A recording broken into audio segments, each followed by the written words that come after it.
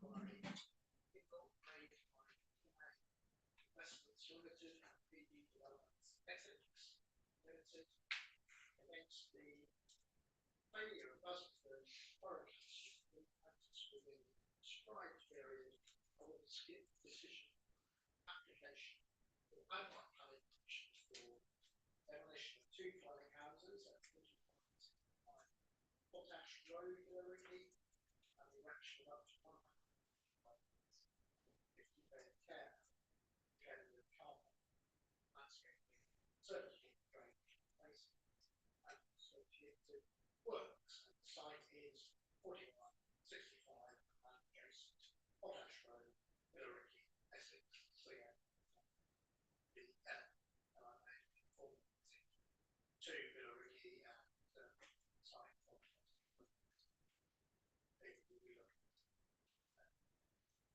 there's no scheduled fire alarms, so the fire alarm goes in the week. So without further ado, I should take the names of those who wish to speak, starting with the appellant's team. Mr. Simons, kindly give me a list. So, my name is Zach Simons. I'm a barrister and instructor along with my colleague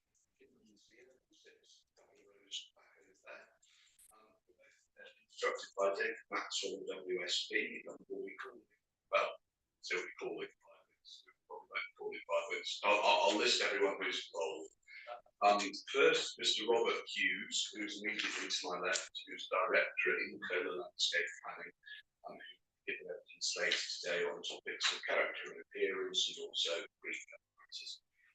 Next on the list is Ms. Victoria Rees. She sits immediately behind me. She's an Associate Director at Steer, and she's prepared the transport note, which is the first appendix to Mr. Maxwell's group reference. She's here to talk about highways if required. So it may be that this morning, see how things go, that there's a call for her to answer some questions or whatever. I should say, though he's not on the list, Mr. Stephen Payne is also here. He sits behind me. He's a team manager at SWACO, and he prepared the drainage report that's appended to continue to call him, but just so that you know, flooding, drainage.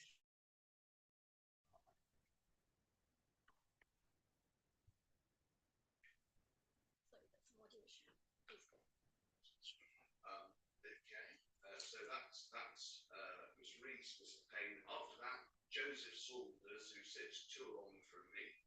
Mr. Saunders is a director at Ecology Solutions Limited, and will be speaking later today, we anticipate, on the topic of ecology. Next, Mr. Ivan Tennant, who's not on the route, on the screen. He'll be with us tomorrow.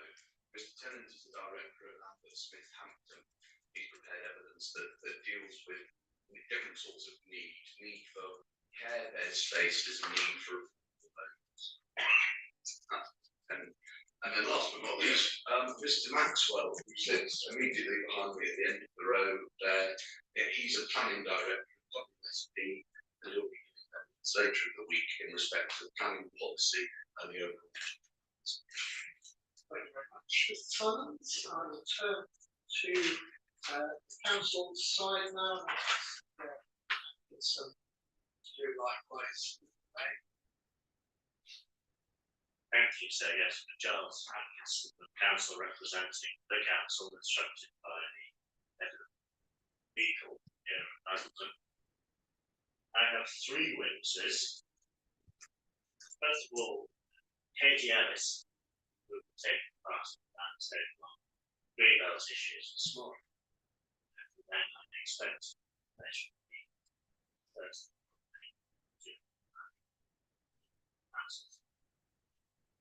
Mr. Neil Harvey, sorry, Katie Ellis sits to my right. To her right, Neil Harvey, ecology matters today, council. And finally, Lisa Richards, who isn't present at the moment.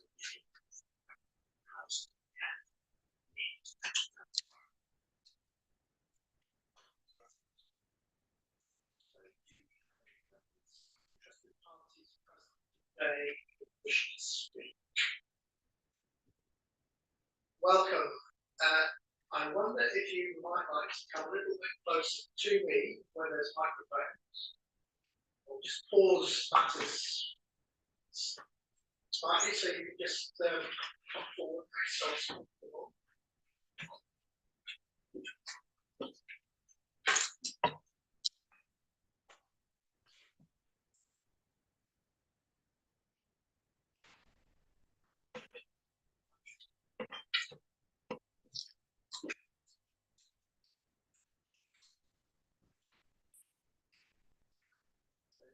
If you don't have a microphone, then events being live streamed, and those watching, but you want to say,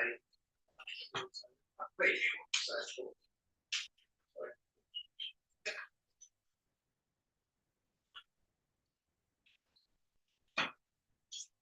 So once you're settled, the microphone you'll see before you. There's two switches at the bottom. One, you press that, it illuminates the it's on.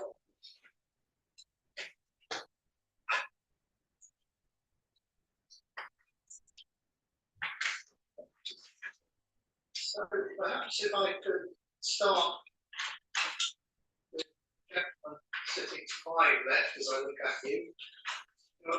Possibly Mr. Dorr, I don't know, but you please introduce yourself.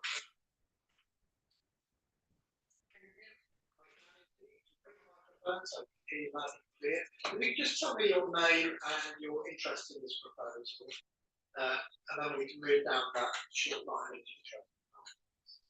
Yes, my name is Gordon Taylor. I live at 19 The Vale, which is very close to Potash Road. Lived there 14 years old. I assume you're speaking in opposition to the proposal. Indeed, yes. As background, I'm a mechanical engineer. I have a particular interest in transport, but my remarks are fine. Well, in that case, we'll look forward to hearing from you. Thanks. I conclude the interested party to your left.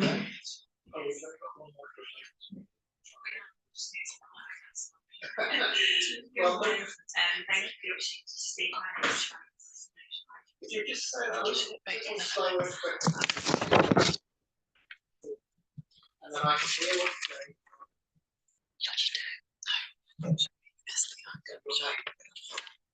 Samantha Rush.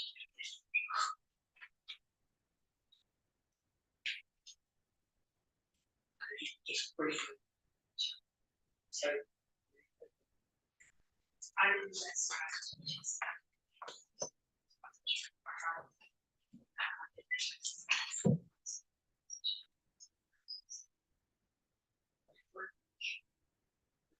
well, I think there was one there. Thank you. One nice for the Billericay Action Group submission. Right through, and you'll have an opportunity to present that evidence to any other interested parties to raise their hands and speak. Okay, we'll leave it the three interested parties before me speaking. If anyone wishes to join in, I will certainly not prevent that. But let me continue with my opening remarks. So, as I mentioned earlier, the council stream so it'll be visible online to people. Participants may, if they wish to proceedings, I don't think it's a very common occurrence, but if you do it inobstructively as possible. I think live streaming is required. Again, it is standard to ask if there's any member of the press present. Again, less common these days with live streaming and social media. Just to let you know that received the notification letters from the council of the inquiry and the original appeal, the planning application. All the evidence is contained in a full document library, the link to which is on the front page of the council's website, where it provides details of the inquiry. That will contain all the plans, but essentially this is an outline application of all matters reserved of means of access, where it is supported by a significant amount of reports, further plans of an indicative nature, including layouts and landscaping and so forth. So I don't propose to run through all the plans.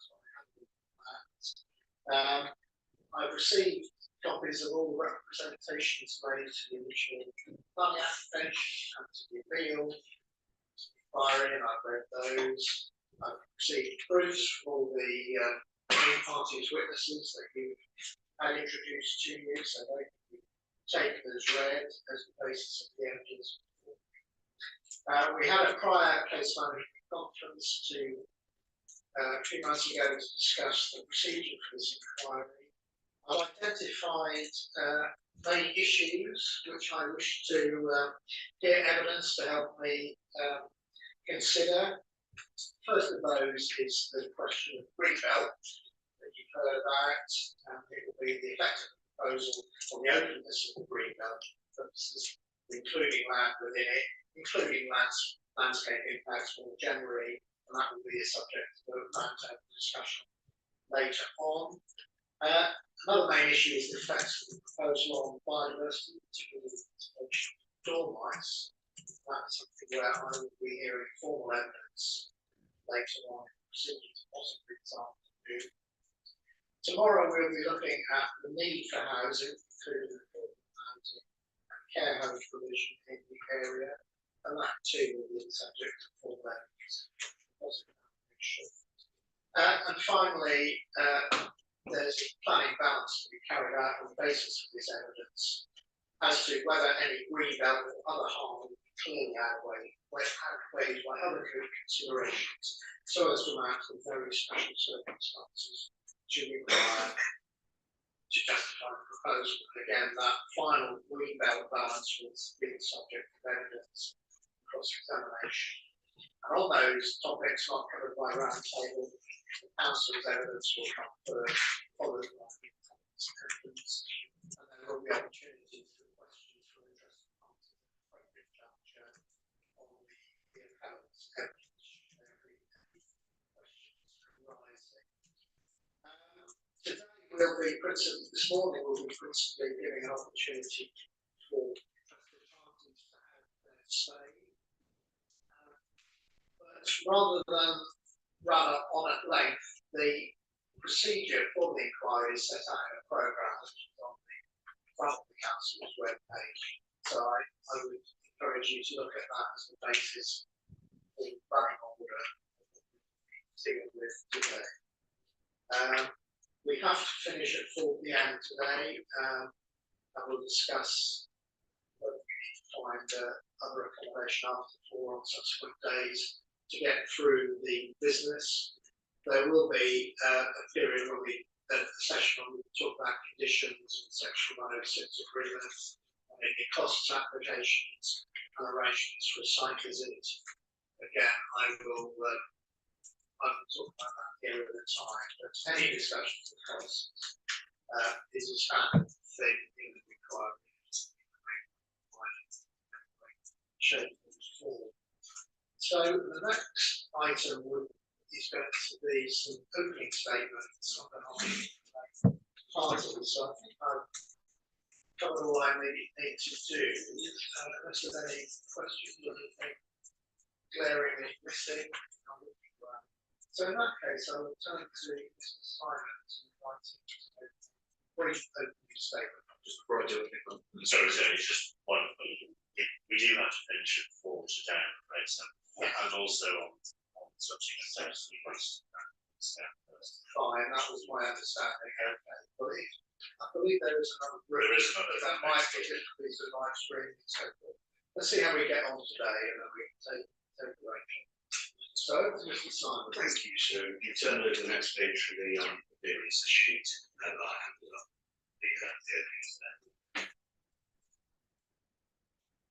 This part of Essex has been let down by the planning system. Years go by, decades pass, national policies come and go. But through it all, this council's managed to keep its head buried firmly in the sand. There's been no strategic review of Greenbelt for decades. New plan making exercises have been tried. They have failed. The adopted plan for Basildon reflects the needs of another era. The breakdown in the plan-led system here has real consequences for real people. Most of all, and for many years, the council's not come anywhere remotely close to meeting its needs, including needs for market and affordable housing. Troubles aren't marginal, they're staggering. We aren't talking about missing the mark by tens or even hundreds of homes. We're talking about thousands, many thousands, with all of the terrible social, economic, and environmental consequences that failing to plan will bring. Families unable to afford somewhere to live, thousands on the housing register, unsustainable solutions for people being forced to find a home further away from where they work, shop, and socialise. Other inspectors have recently called the position of Basildon acute, extremely bleak, stark, and extremely serious. How have we got here? The real reason is the chronic inability of the council to front up to the need to bring forward sensible development proposals in the metropolitan Greenbelt. The Greenbelt was introduced to Basildon in 1957. Its boundaries around Billericay were drawn by the 1989 Billericay local plan to accommodate housing requirements defined by the Essex Structure Plan, which it itself had been adopted in 1982. Those boundaries have never been revised. Today, 63% of this district is within the Greenbelt. That's everything outside of the urban boundaries. I've shown that in circle with all locations in your site for reference. Which means that as the council accepted through its now shelved local plan, if it's come anywhere near meeting its need to release of Greenbelt land isn't a choice. It is a certainty. There's literally no other option. The council has accepted that inevitability many times over several years and has been recognised in appeal decisions as recently as yesterday, which is the Dunton Road decision, which is the matter. I guess they school documents 11. Yeah, I read that last time. Thank you. Sorry. Of course, in areas of the country where the plan-led system is doing its job, national policy expects that sensible plan reviews, at least every 5 years, will manage those releases. But that's not happening here. No, here. Not for a long time. As we will explain, the Basildon local plan was adopted in 1998 and a plan period that ran to 2001.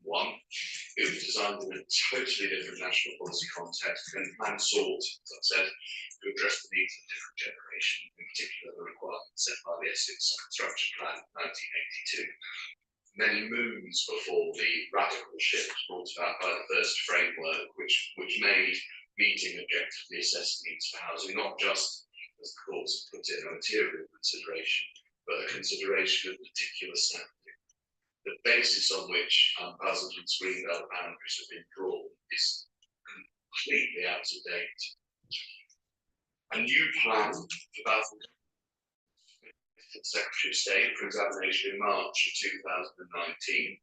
Through that plan, the council proposed that swathes of Greenbelt land be released. Of course, this site was proposed for release from the Greenbelt of allocation for housing through that plan as site under H16.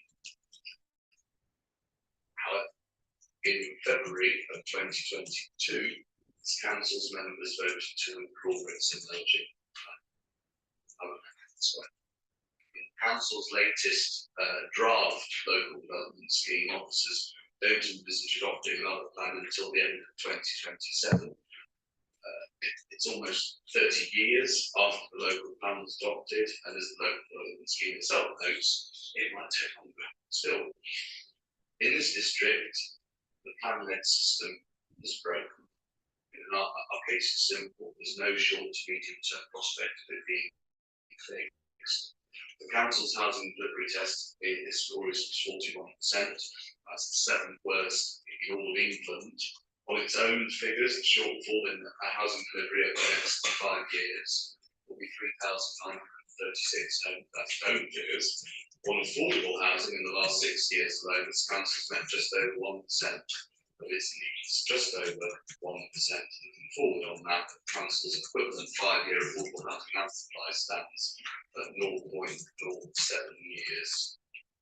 On the proposed care home, as part of the appeal scheme, another planning inspector considering a care home scheme in Billericay recently confirmed that there's a substantial unmet demand for care beds in this area. Over 60% of the boroughs of the Greenbelt now there's currently a strategy to deliver sites for care homes outside the Greenbelt. The identified ongoing unmet need, the absence of an adopted strategy to meet that need, and the uncertainty over when such a strategy will be in place to deliver this much needed accommodation. The absence of identified sites to contribute to that need, each attracted Civil Inspector Board considerable weight in favour of part of the suite of benefits which the Inspector Board benefits of a very high order in that case, which clear back there, but the same analysis applies here. Basildon's population is ageing. Government's clear that the need to provide housing for older people is critical. And yet the number of residential care and bed spaces which has been delivered over the last 6 years in Basildon is zero. The current shortfall of supply against demand in this borough is almost 1,000 bed spaces. Properly analysed, the net pipeline, quote unquote, of new supply is about 45 against the past. As for the other kinds of housing on offer as part of this scheme, the need for more care bed spaces in Basildon. The real issue for you, sir, the real issue is whether the many people who are in need now should have to wait another 5 years, another 10 years, or however long it takes for Basildon to actually adopt a plan and decides to come forward in accordance with that plan, or whether more urgent needs require more urgent solutions. In the last year, 3 inspectors have allowed appeals on sites on the edge of Billericay, and I should say Basildon as well, the edge of Billericay and Basildon. Sites which had, like this one, been proposed for release from the Greenbelt and allocation for residential development in the now withdrawn. Said the most recent appeal decision was produced yesterday. The same approach as was taken in those decisions should be taken here. And that's because the council's own evidence base, which supported the proposed application, has demonstrated over the course of many years that this site is appropriate for significant residential development. The council confirmed in 2018 that the site's enclosure serves to limit any harm associated with its development, both Greenbelt openness and use Greenbelt. The council confirmed that retaining existing tree belts will ensure that Greenbelt harm is quote minimised. The council also confirmed that the role of the remaining Greenbelt will be unchanged. Only yesterday, Inspector Masters, when she approved development of Bunch Road, confirmed that support through this particular evidence base, like 2018 Greenbelt paper that will come to, weighs very heavily in favour of the appeal proposal. That was true there, but obviously it's also true here. Council's expert landscape advisors, the Landscape Partnership, confirmed that this site is well enclosed, that it forms a visually contained edge to Billericay's urban area. And they also confirmed that the whole site, the entirety of the appeal site before you, is considered to be on what they call a lower sensitivity due to its association with the existing urban edge Billericay, due to its gentle topography, and due to its enclosure from the view. The scheme is a careful and sensitive response to the site's character of its on-site features, the impacts to be localised to the site itself and to its immediate surroundings. And that's now reflected in the landscape and rebuild status of common ground that you've got, sir, which confirms that. Firstly, there's no objection to the built coastal landscape grounds from the council. Secondly, the dense mature vegetation to the boundaries of the field site which screen views in and out of the site will restrict any encroachment in the wider landscape. Third, there are no views into the site from public vantage points. And finally, that any impacts both on the landscape and indeed on the greenbelt, any impacts will be restricted to the site itself. On locational sustainability, Billericay is a key town in this borough. A wide range of services and facilities. Essex County Council, who reports the Highways Authority, agree with us that the site is a sustainable location to encourage travel on cycling public transport, to further enhance access to sustainable transport and mode of choice. Bus service facilities and service frequency in the vicinity of the site are being improved through the scheme, as you can hear that. In accordance with the framework, Essex have confirmed that appropriate opportunities to promote sustainable transport modes have been taken up. Proposals provide safe and suitable access for all people, and the impacts from the development of the transport network in terms of capacity, congestion, highway safety and whole, and effectively mitigated to an acceptable movement. So says the Highways Authority, which means there is, we agree, no basis to refuse permission under one of the transport. The remaining objection relates to the adequacy of mitigation proposed for hazel door mice. Just so we're hearing what that is, to summarise where we're at on that, the site was extensively surveyed between September of 2020 and September of 2021, with further habitat check surveys in 2023. The thoroughness of the surveys went considerably above and beyond what was actually required. The surveys have confirmed the low to medium population of dormice on the site, focused around the areas of greatest value for dormice, which in this case are the hedgerows in the east and northeast of the site and woodland areas of current mitigation strategy, which is appended to Mr. Saunders's proof, is robust. It shows a considerable post-development increase in habitats, high suitability for dormice. But in the end, fixing the detail of that strategy is going to need reserve matters to be finalised to enable the policy to be fixed, and ultimately it's going to require dialogue with natural influence to confirm how conservation status of dormice are actually maintained. It's for natural influence, and it's not for us to enforce compliance with habitat legislation. You're not happily required to carry out your own shadow assessment to find out, for example, whether a European protected species license or an EPS license is going to be granted. The question for you, sir, is simpler. The appeal can be approved so long as a license is not unlikely to be granted, to use a double negative. Put it, not unlikely to be granted, and as we'll show you, there's no reason to think it wouldn't be.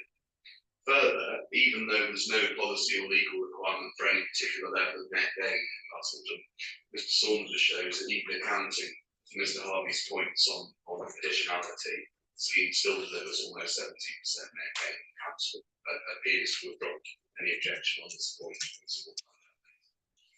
Of course.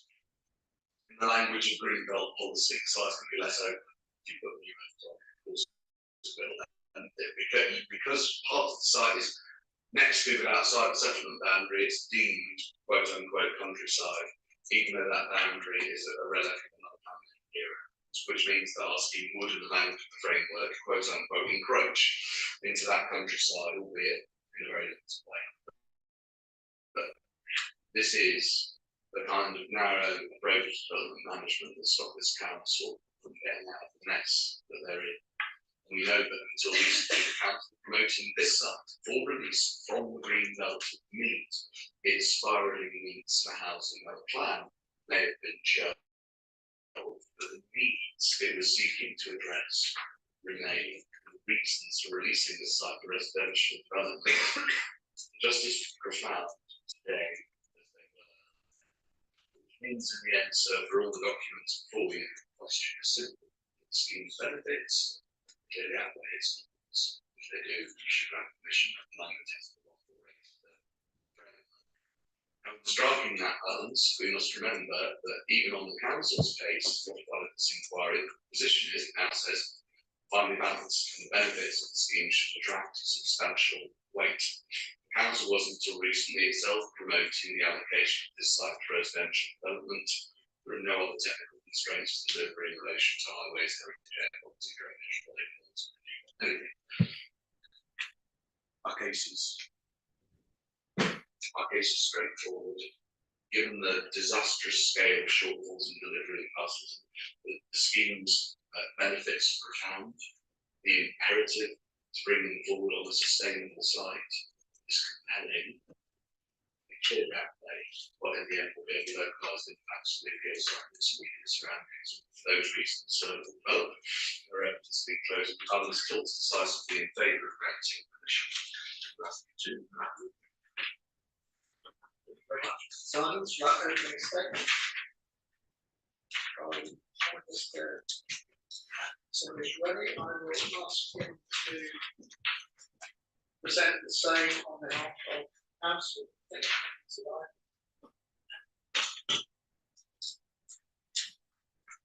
So Mr. Atkinson, Thank you. This appeal against non-determination concerns, as you know, an outline application for up to 150 dwellings, a 50-bed care home, and associated permits and agreement. While it is accepted by the council that the appeal site had previously been identified as suitable for release from the development, and that the development plan is out of date, and that there has been a shortfall in housing supply recently and currently, and further, that there is a significant unmet need for affordable housing. This appeal is not a straightforward housing numbers versus harm to greenbelt decision. Development is, of course, inappropriate development in greenbelt, which triggers the extent of policy protection in terms of the substantial weight to be given to the harm. Detailed analysis of the appeal site, building on the initial assessments undertaken in the various evidence-based studies, shows that in addition to the definitional harm to the greenbelt, there is harm to openness, spatial and visual aspects, and to the purposes to check unrestricted sprawl, safeguard countryside approach. What tips the overall balance against permission is such that it cannot be said very special circumstances. On the inability to deliver appropriate mitigation and protection of the site's dormouse population, and the absence of demand for care accommodation, in respect of the dormouse population, it is essentially the loss of approximately half of the habitat on the appeal site were developed to proceed, which raises considerable doubt that a licence naturally would be forthcoming. The care home, the council's evidence does not show the need exists for this form of accommodation. This reduces the weight that may be given to the provision of housing. The other identified benefits and proposals do not clearly outweigh the identified harm. The council therefore maintains its case that this appeal should be dismissed. grateful for that, Mr. Atkinson. So that concludes the opening statements from the main committees. And then turning to my programme, now I have an opportunity to hear from the interested parties. What it is, I might ask, going in reverse order, Mr. Dool, evidence to that detailed statement which I've looked at. So when you're ready, I'd like you to talk your way through that really, and any points that arise, any questions. We've got all the experts in the room today, so it's a good opportunity to help contracts with the privilege raise. So over to you. Thank you for the opportunity to speak. I'd like to use it to comment on and highlight some points in our Billericay submission. In our submission, we said that although the Basildon couldn't demonstrate a primary supply, we did have at least 5,000 approvals, most of which weren't being brought forward until market conditions improved. This was too conservative an estimate. The Basildon housing delivery test action plan 5-year housing and supply update prepared for the cabinet meeting 13th of July showed that we now have a region of 7,000 approvals, and that's readily available. In the land buffer, this is comfortably enough for our 5-year requirement, but I appreciate we can't use it for our 5-year requirement because it's been named that. But this pent-up supply with Basildon's 5-year supply position is only going to get better, much better. We think this ought to be part of the paid balance. Basildon's won and lost appeals for sites that were part of the withdrawal plan. Where they've been lost, inspectors have given significant weight to the evidence base which supported the ultimate plan. And where they've been won, inspectors have given that evidence base limited weight. An example of the latter is a nearby site at Woods Valley Farm. That's what I'll give it to you now. So Thank you. we're happy with that. So It's 8PP slash D1505 slash W slash 22 slash 3313894.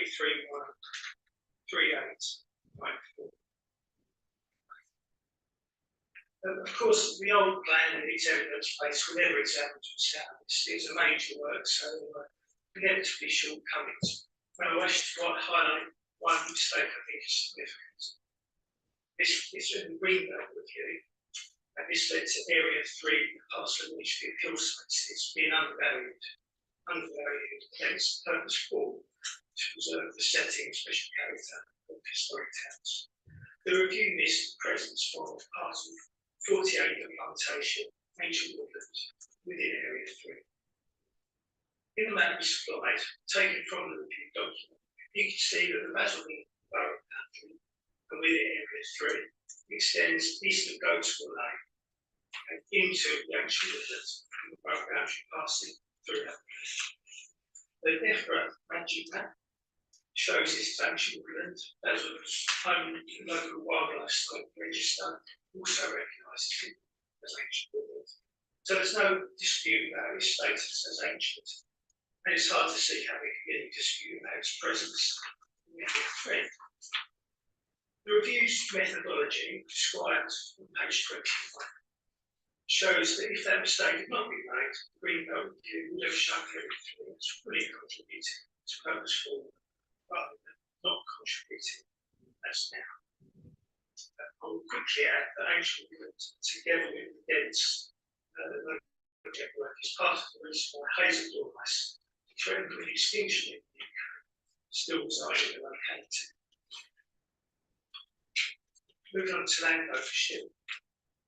The land registry details provided make clear, or at least very strongly, that the appellant only controls the landlocked Western Field. Northeastern Field, and with its 65 Potash Road, east entrance, controlled by the landowner. Southeast Field, and 41 Potash Road, the western entrance, controlled by the third. There's no way in it.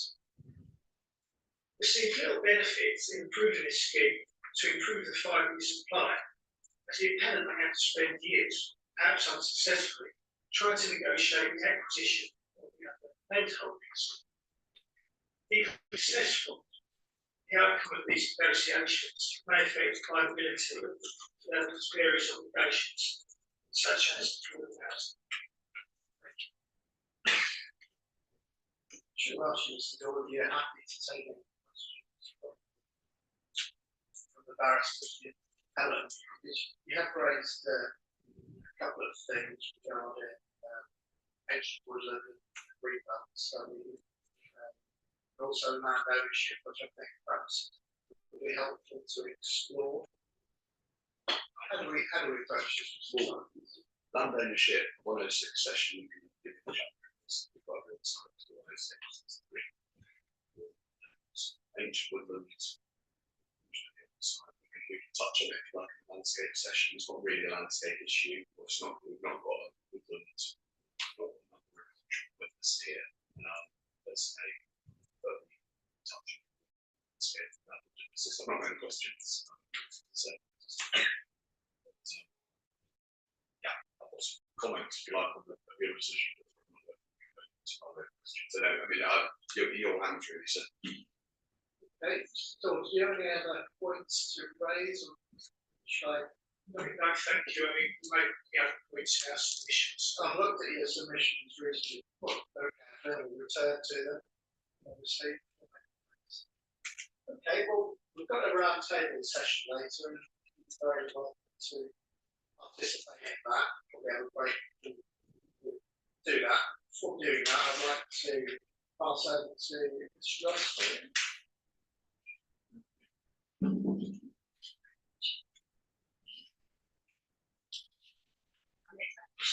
I spoke to this Potash production, which says on the response to me. So I'll take on our but also this takes fair amount of views based on my proximity to the site. The development site